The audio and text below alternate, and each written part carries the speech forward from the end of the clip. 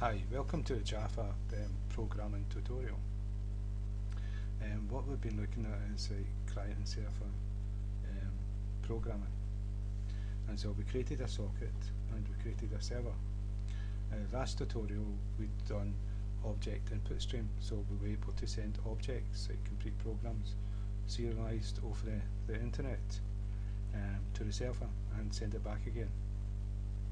So that was like server-client communication. And the one before that we'd done data input stream, and that was sending data types like integers, strings, etc. over the internet, over the network. And so, but it was limited in what we could do, because when we ran the server and connected a socket to that server, once they accepted the code in the try statement, executed the code, and once it executed the code, the connection was closed. That meant that the server stopped working and we would have to restart it again. Now that's not good for a server, because if you imagine a server should be up running 24/7, and so that whenever a client wants to connect, it will be able to connect whenever it's suitable for that client, and it could be like 3 or 4 o'clock in the morning if that client wants to do that. It could be the office hours, it could be any time at all. So if that server is not working, then that client can't get access to the material that they want to get access to.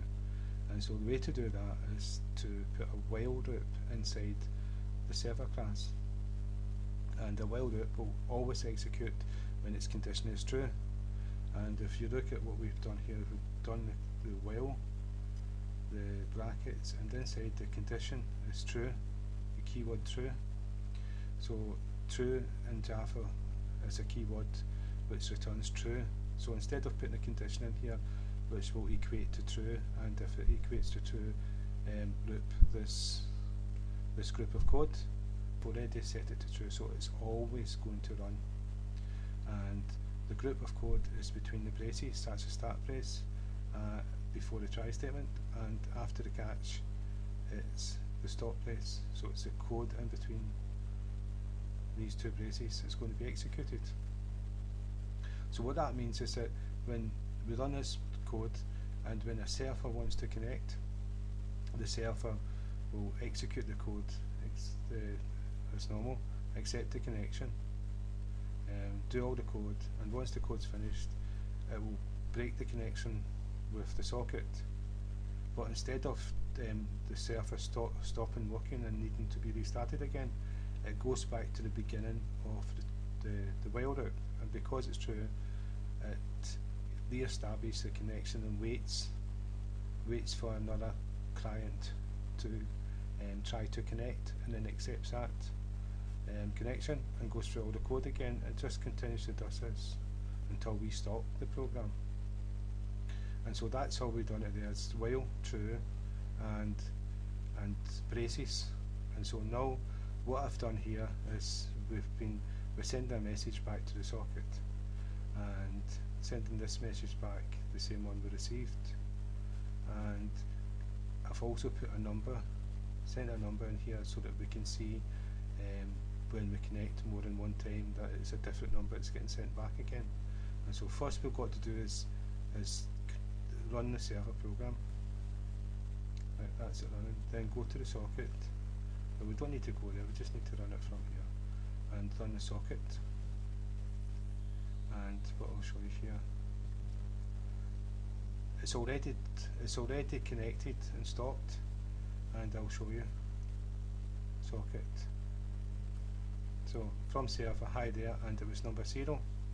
So if we run the socket again,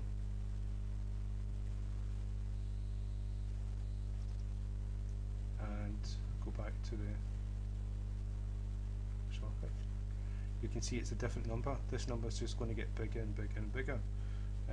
So what I'm going to do is run the program again, socket class, and